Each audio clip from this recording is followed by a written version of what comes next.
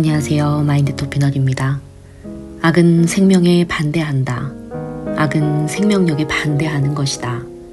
그것은 죽이는 것과 관계가 있다. 미국의 정신과 의사이자 유명 작가인 스카펙은 선과 악에 대해 이렇게 말했습니다. 그는 선함은 생명과 활기를 증진시킨다. 악은 자연사와 관계가 없는 것, 자연사가 아닌 죽음, 신체적인 살인 또는 영적인 살인과 관계가 있다 라고 말했죠.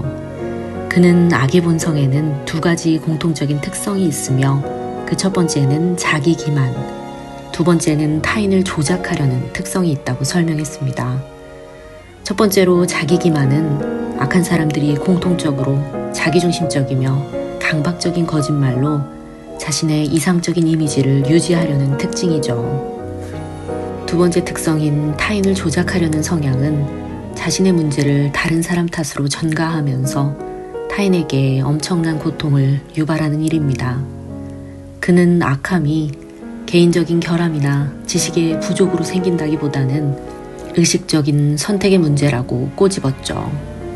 악한 이들은 자신의 잘못에 책임을 지는 것을 회피하려 하기에 자기 실패나 자기 문제를 다른 사람 탓으로 돌리는 선택을 한다는 점입니다.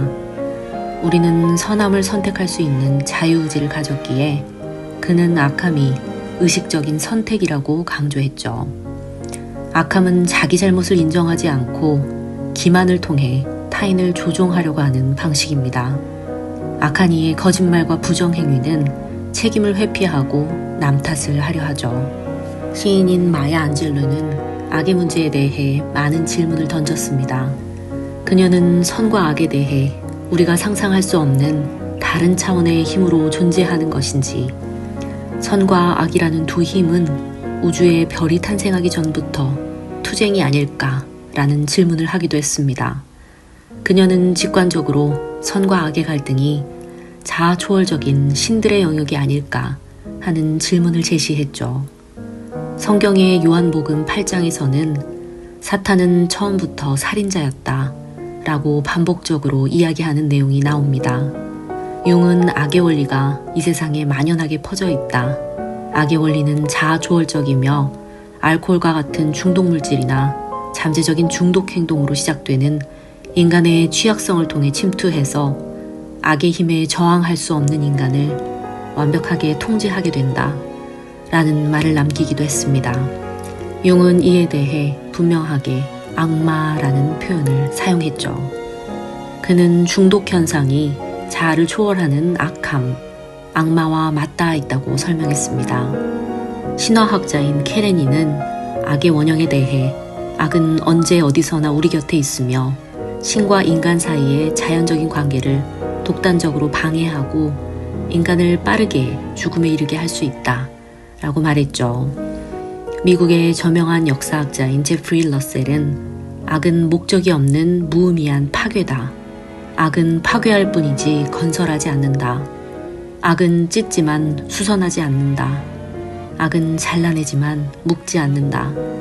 악은 항상 어디서나 절멸시키며 무의 상태로 만든다. 모든 것을 취하여 무로 만드는 것이 악의 본질이다. 악은 즉 배반하는 삶이다 라고 말했습니다. 제프리 러셀은 악에 대해 5가지 특징을 제시합니다. 첫 번째는 기만이죠. 그는 악함의 핵심은 진실이 왜곡된다는 특징을 보인다 라고 말했습니다. 두 번째는 부패죠. 도덕적인 부패는 자신의 도덕성을 버리고 이기적인 목표를 달성하려는 이기심에서 옵니다. 이런 이기심은 타인에게 피해를 주죠. 세 번째 특징은 조작입니다.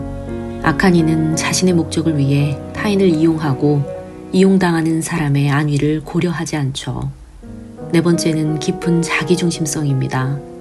악인은 타인을 감정을 가진 인간이 아닌 수단과 도구로 보는 자기중심성을 가지죠. 5번째는 후회가 없다는 특징입니다. 자기 잘못에 대해 후회가 없으며 자신의 목적에 부합할 때만 후회하는 척 가장한다고 설명하죠. 융학파의 정신분석가인 해리 윌먼은 악을 마주하기라는 책을 썼습니다. 그는 개인적인 수준이나 다수의 수준을 넘어선 깊은 수준의 악이 존재하며 그것은 절대 악이다 라고 말했죠.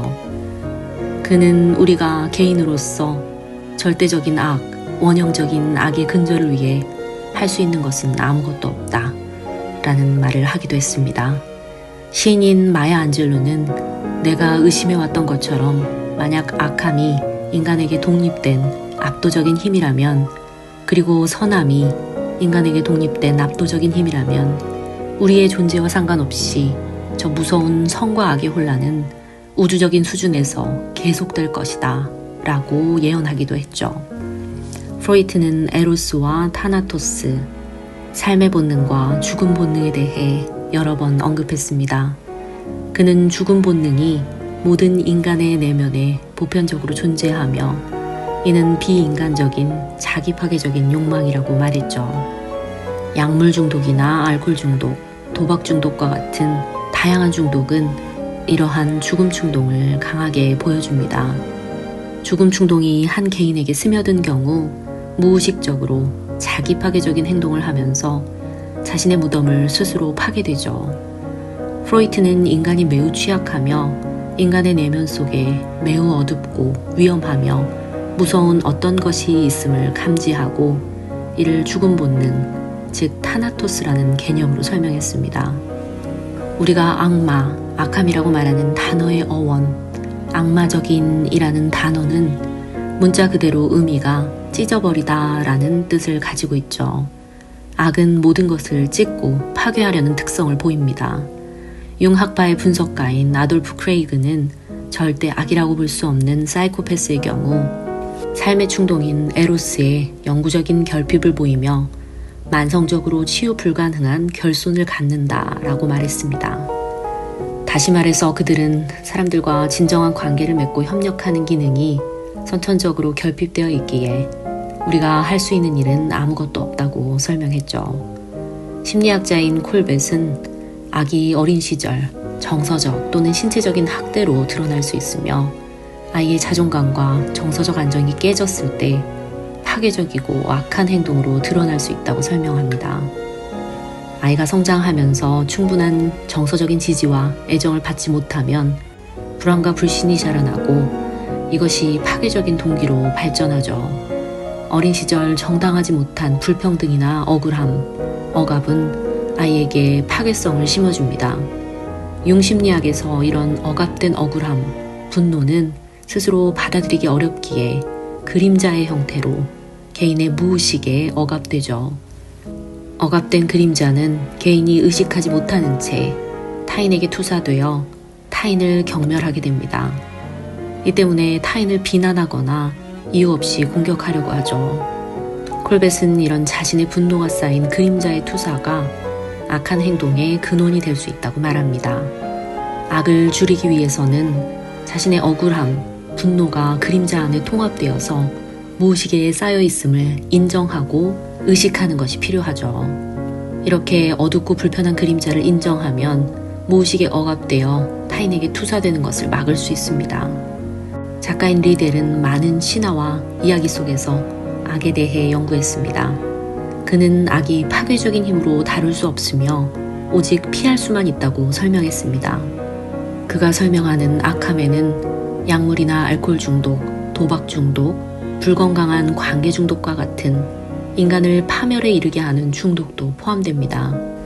만약 악이 강하다면 도주만이 살 길이며 악과 거리를 두고 어떤 접촉도 피하는 것이 필수적이라고 저자는 주장하죠. 알코올 중독자는 술을 멀리해야 하며 나쁜 관계에 중독된 사람은 그 사람을 멀리해야 한다고 저자는 조언합니다. 융학파 중 한 명인 폰 프란츠는 자신의 논문에서 원형적 악이나 그림자를 피하고 거리를 두는 것이 용감하다라고 말했습니다. 악의 힘으로부터 도망치고 악에 사로잡히는 것을 피해야 한다고 말했죠. 악은 그 자체가 에너지와 같아서 이를 두려워하는 것이 지혜롭다라고 조언합니다. 또한 블랙홀을 피하는 것은 현명한 일이며 원형적인 악의 힘 속으로 달려드는 것은 자살 행위라고 설명했죠. 블랙홀은 물질, 중력, 빛도 모조리 빨아들일 수 있습니다.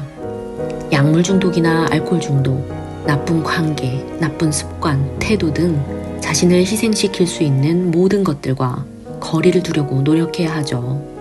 과도한 것, 알코올이나 약물의 남용은 바로 멈추지 않으면 블랙홀로 빠져드는 결과를 만듭니다. 중독성이 강한 행동은 악의 블랙홀로 인간을 몰아넣죠. 그럼에도 사람들은 왜 악에 매혹될까요?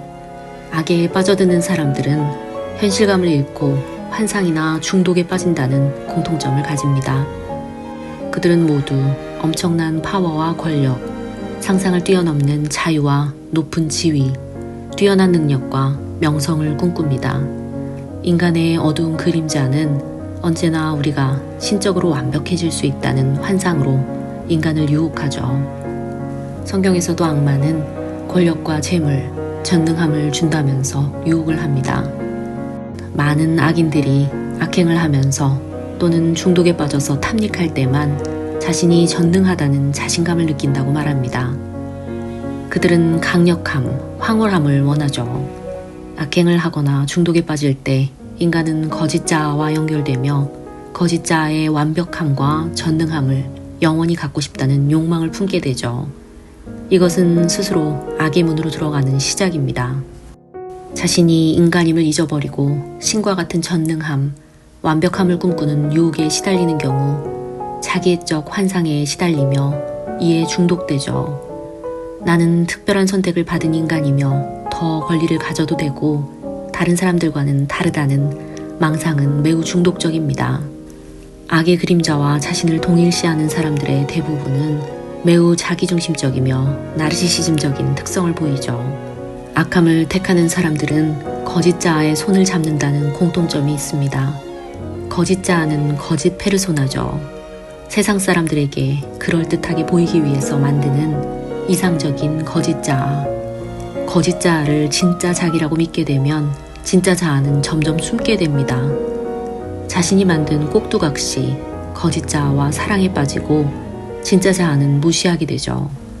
진정한 자아를 무시하는 일종의 자기기만입니다. 진정한 자아는 점점 억압되고 어두운 지하실에 감춰지죠. 거짓 자아를 사랑하면 할수록 진짜 자아는 억압되고 숨겨지며 숨겨진 것은 겉으로 드러나고 싶어 안달이 납니다. 이렇게 되면 현실적인 진짜 자아를 방어하기 위해 엄청난 에너지를 써야 하죠. 진짜 자아가 드러나는 것을 막기 위해 과도한 방어를 해야 하고 이는 높은 긴장과 스트레스를 불러옵니다. 이로 인해 중독이나 악행이 드러나면서 개인은 악의 문으로 들어가게 되죠. 진짜 자아가 한번 겉으로 드러나면 엄청나게 공격적으로 변하는데 이런 공격성은 중독이나 파괴성으로 드러나죠. 이상적인 거짓 자아와는 전혀 반대인 진짜 자아의 어두운 그림자의 모습이 드러날 수 있습니다.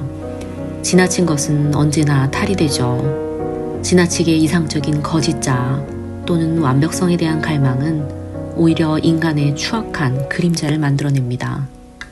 정신분석가인 메리오는 이런 가짜 페르소나에 의존하는 사람일수록 중독에 빠지게 되며 중독에 한번 빠지게 되면 중독 대상이 가족이나 직업, 건강보다 더 중요해지고 모든 중독은 결국 중독자의 목숨을 빼앗으려는 에너지 그 자체가 된다라고 말했죠. 거짓 자아, 거짓 페르소나의 시작은 악의 문을 여는 첫 번째 열쇠가 됩니다.